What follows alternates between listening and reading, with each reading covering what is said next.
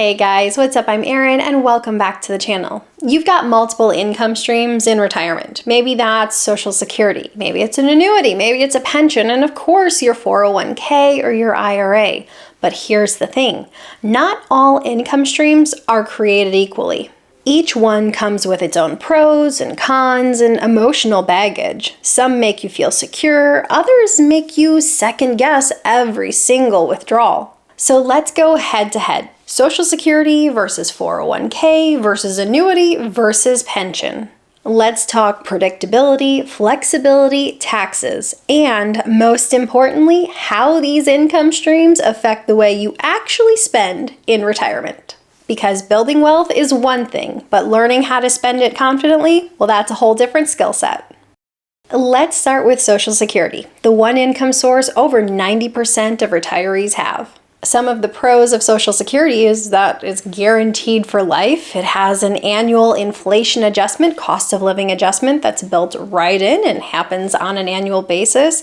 You can't outlive it. It's backed by the federal government. And so often we see these headlines that say retirees fear running out of money. And the one good thing to note is that if you have Social Security, this income stream is going to be there. Yes, you could deplete your savings, so in that way you could run out of money in retirement, but Social Security, that income stream, that's always going to be there. And once you start collecting Social Security, you don't really have to do anything to manage it. It just takes care of it and comes every single month on its own. Now, some of the cons are that it's not flexible. Once you claim, your benefit amount is set other than those cost of living adjustments. If you decide to claim early, that results in a permanently reduced benefit. Claiming as early as the age of 62 can result in a benefit that's 75% of what your benefit would have otherwise been at full retirement age. Also, your Social Security benefits could be subject to tax. It really depends on what your overall household income is, but if all of your income sources exceed certain thresholds, a portion of your Social Security benefits could be subject to tax. And how Social Security is taxed is known as provisional income, and I do have a full video on that, so if you're curious, I will link it down below if you want to check it out. Let's look at how timing affects your benefit. Let's say you're eligible for $2,500 a month at full retirement age. If you claim early at the age of 62, you might get something closer to a little under $1,900 a month. If you wait until 70 and do delayed claiming, you'd get around $3,100 a month.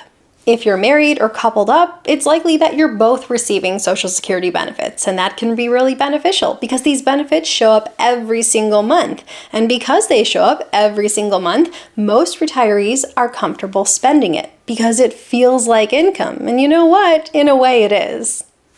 Now let's talk about annuities. They're often misunderstood, but worth serious consideration for certain retirees. Some of the pros of an annuity are they're a lifetime income stream, you can't outlive it, and they can be customizable. You could get a single or a joint annuity, you could have one that's with or without inflation adjustments. There's a lot of adjustments you can make. It can completely eliminate the fear of running out of money in retirement, and it can allow retirees to spend with confidence because ultimately it creates that feeling that a paycheck is coming in every single month.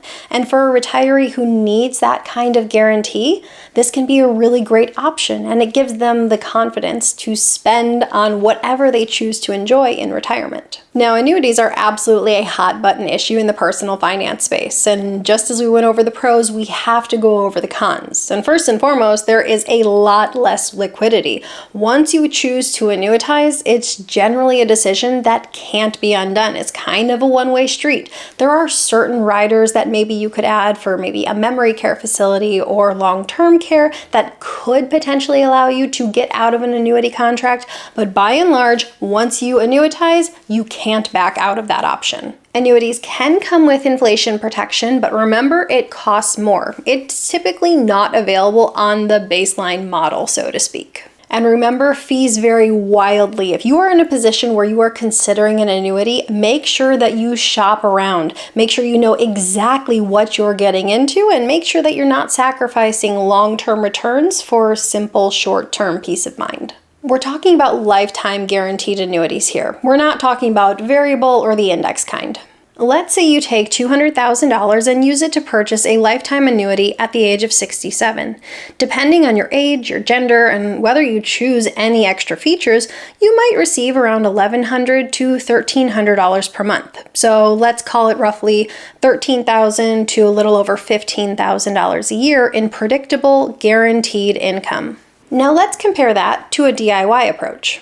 If you took that same $200,000 and applied the 4% safe withdrawal rule, you'd be looking at about $8,000 a year or around $667 per month.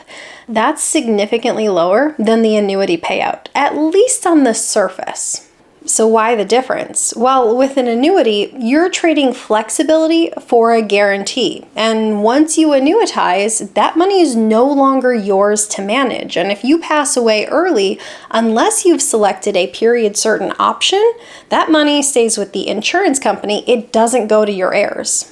You're betting on longevity. If you live a long time, you win. But if you don't live a long time, you can even lose the principal, and so too do your heirs. So that's why a lot of financial professionals say, don't annuitize anything you want to leave behind.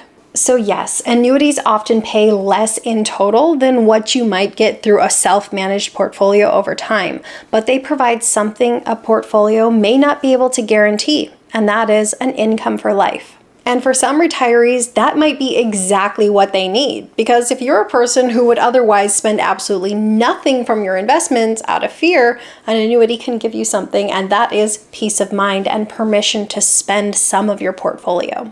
Annuities tend to feel like a paycheck, and for people who receive payments from an annuity, they generally feel that permission to spend money and enjoy living their life, just as if it's like a Social Security payment.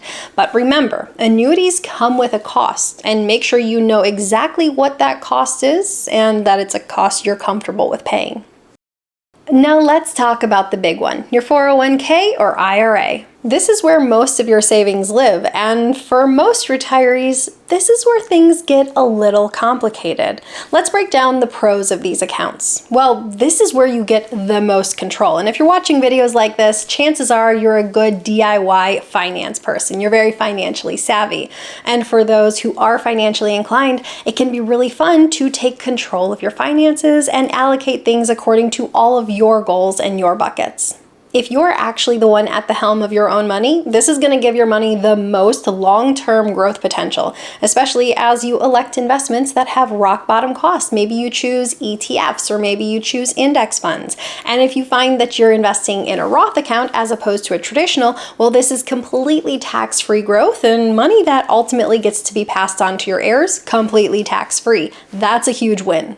The biggest downside, and the one that is front of mind for most retirees, is that there's no guarantees. Especially once you step away from the workforce and that paycheck stops coming in, you're putting a lot of pressure on your investments to carry you through your retirement, and the market can have very wild fluctuations. And you are the one who is responsible for making it last. That can be stressful. Even with the most seasoned investors, it's hard to feel confident when the stakes are so high. Spending can truly feel harder. Every single withdrawal feels like you're shrinking your pile of money. And that fear is so real for many retirees that they don't even touch their savings or investments until forced to through an RMD.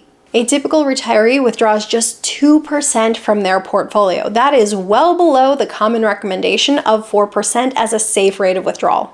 Let's say you have $800,000 saved in your 401k or your IRA. If you're withdrawing just 2% a year, that's $16,000 annually, or about $1,300 a month.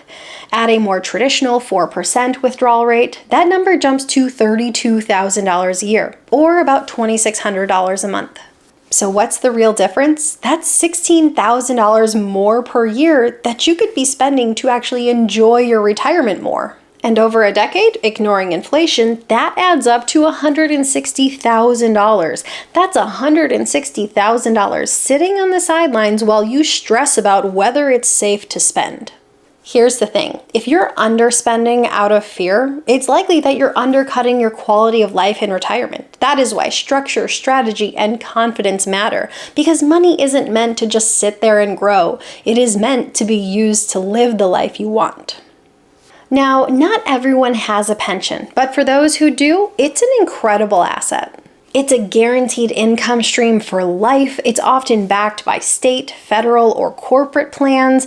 It's very simple to manage. All you have to do is receive the payments, and it can significantly reduce your reliance on portfolio withdrawals. But what about the cons? Some pension plans don't offer an inflation adjustment, so that means slowly but surely your purchasing power will be eroding over time. And there can be a fixed lump sum option or a monthly option that is offered at the beginning, but once you elect your option, there's generally no undoing it. So if you choose the monthly option for life and you otherwise wish you would have chosen the lump sum option, you generally can't go back on that choice. It does depend on your plan type.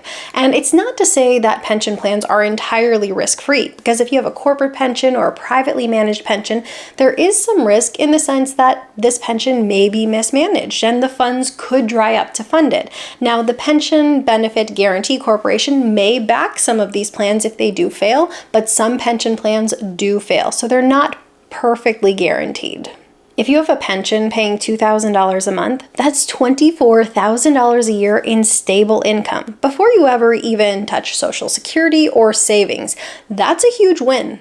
And because pensions tend to show up every single month, just like Social Security, just like an annuity, retirees tend to feel like this is safe. This is always going to be here, and it gives them confidence to spend. And that's what we tend to see. Retirees who have a pension spend more than those who don't have a pension, but equal amounts in investments. So it seems to give retirees permission to spend. Pensions, annuities, Social Security, all of these guaranteed income streams seem to give retirees permission to spend and greater peace of mind in retirement. And peace of mind in retirement really can be priceless.